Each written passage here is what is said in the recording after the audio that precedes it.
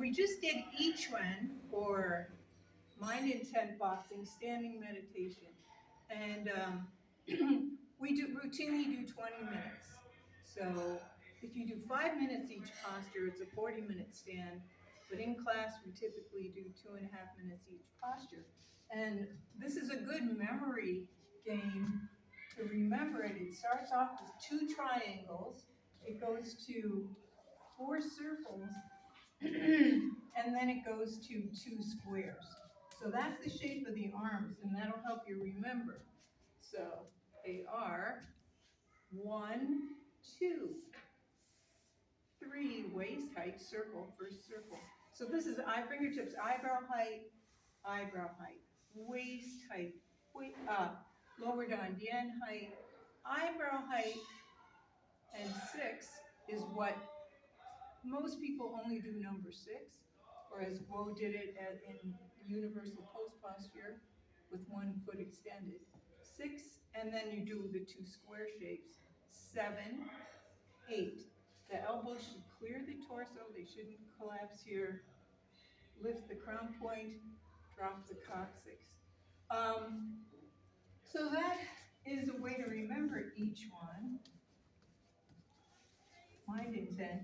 And then I just wanted to come over here and give another explanation. So you're trying to achieve what dancers call the long line of the spine. So dancers and Pilates people do that, and when they lay on the floor, on the ground. So if you lay flat, you can usually, normal people can fit their hand under the small of their back because the spine has a natural curve. But when you try to flatten that, you kind of roll your hips forward and then stretch your back. You stretch the back and contract the front. So that is what you're doing when you're standing. Another way to describe that is, it's kind of like in yoga, it's kind of like a vertical, the plank posture. So planks are done like you're about to do a push-up, but you're not supposed to collapse your back or have your back up. Everything's supposed to stay flat. And then some people do it on their forearms. But it is very much like a vertical plank. So you're trying to elongate the back, stretch out the arch, and that would be just a good parallel to standing meditation. Also, when you stand, your mind can wander and start thinking of things that aren't relevant to standing that you think might be true because they just come in your mind.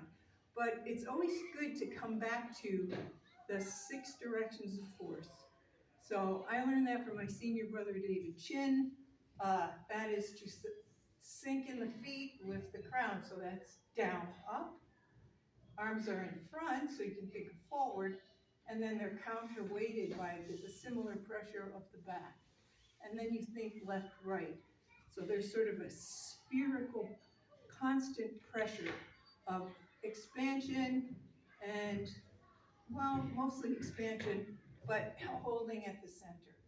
So you can come back to that if your mind starts going on extraneous tangents and you start making stuff up about standing or thinking you're, doing something religious or anything spiritual. Okay, there you have it.